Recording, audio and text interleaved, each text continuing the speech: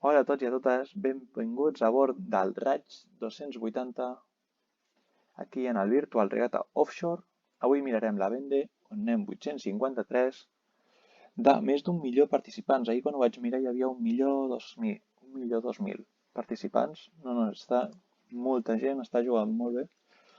I la veritat és que està molt interessant, trobem moltes persones en els primers llocs i està molt divertida. Bueno, veiem que el Raig amb 22,6 nusos va 20,6 i navega molt bé.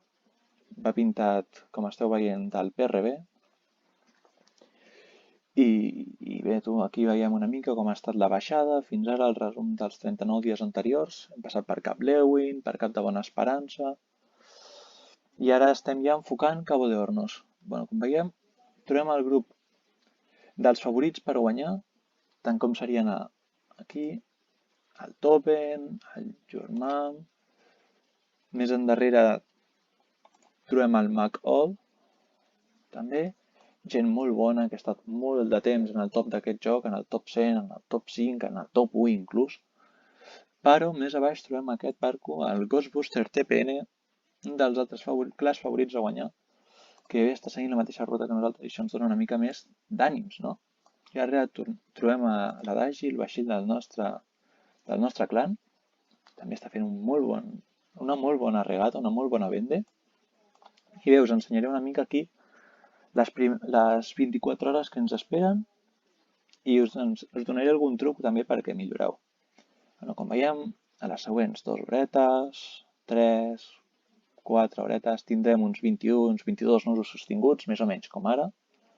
I el vent a poc ens anirà rolant cap a la popa, com veiem aquí, perquè tenim el candau de vent posat i anirà fent aquest arc descendent. Això vol dir que el vent ens anirà rolant cap a popa.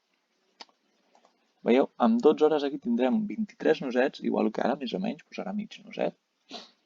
I a partir d'aquí, a les següents 24 hores, com veiem, puja molt el vent i jo crec que aquesta part d'aquí tocarà anar fent un zig-zag. Zig-zag aquí, tuc. Per què? Perquè si pugem molt, jo crec que perdem. També cal destacar que en el Nemo Point Challenge jo no vull participar, ja que aquí, si veiem les classificacions, hi ha hagut gent com el Guest aquest, que et surt que ja ha arribat, ja ha passat primer i va a 300.000 i no és un bug, sinó que l'home aquest, que està aquí, en el seu dia, com veiem, va fer tot això, va passar Cabo de Hornos al revés, va tirar i un cop va arribar al Nemo Point Challenge va agafar la fregata i s'ha col·locat a la meitat de la flota. Què passa? Si aquesta jugada li surt bé i l'organització no li tira pel terra, aquest home d'aquí s'emportarà un rellotge. Bueno, anem a repassar una mica més endarrere com van els vaixells reals. Aquí trobem el Maitre Cop 4, que, espera, posem la meteo actualment, aquí, que va com a líder, ahir es va posar líder, degut a que el Link Tout aquesta matinada ha tingut una via d'aigües al barco i està mirant si ho pot reparar o què fa. I ahir, precisament, la píbia va trencar el foll de babord. Aquí dalt trobem el grup de perseguidors, com són el Jan LeCam amb el Yes We Can, el Malaysia amb Boris Herman, el grup Apicil, el Buro Vale 2 i l'Omia Water Family.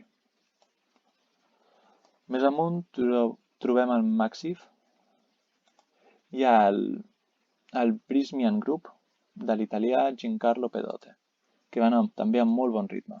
Més a l'oest trobem el B&V Mayang, que tot i no ser un barco foiler i ser un barco més o menys de la generació del 2007, 2011, por ahí, no ha perdut el ritme respecte als barcos de davant i està mantenint a unes molt bones posicions i està fent una Vendegroup molt sèria, molt millor de les seves expectatives.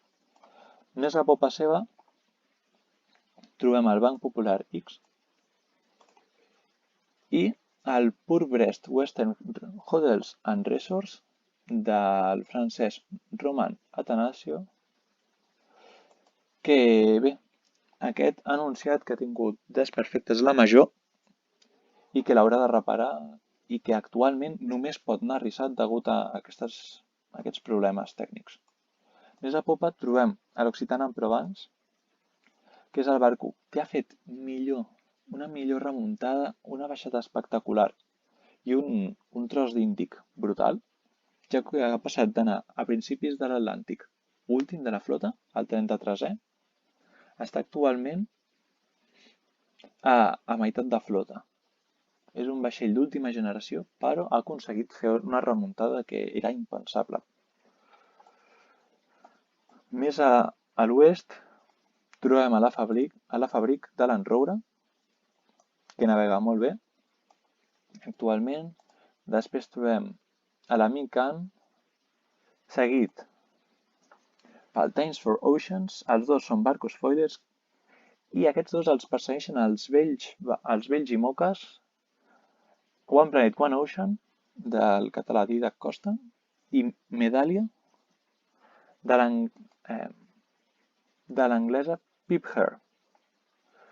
I per tancar aquest grup va el grup Cetin, un vaixell del 2007 aproximadament, molt més nou que aquests, i que va tenir uns problemes amb el timó, si no recordo malament, però ara està remuntant. Més a popa veiem el Charal, que és el vaixell que degut a problemes pel timó va sortir 9 dies tard de les Sables d'Olón, i el DMG Omori, que després de trencar la major a principis de l'Atlàntic va aconseguir reparar-la i mira, està aquí. Finalment trobem el Campagne de France, seguit pel TCE For My Planet i el Campagne du Lit Gility.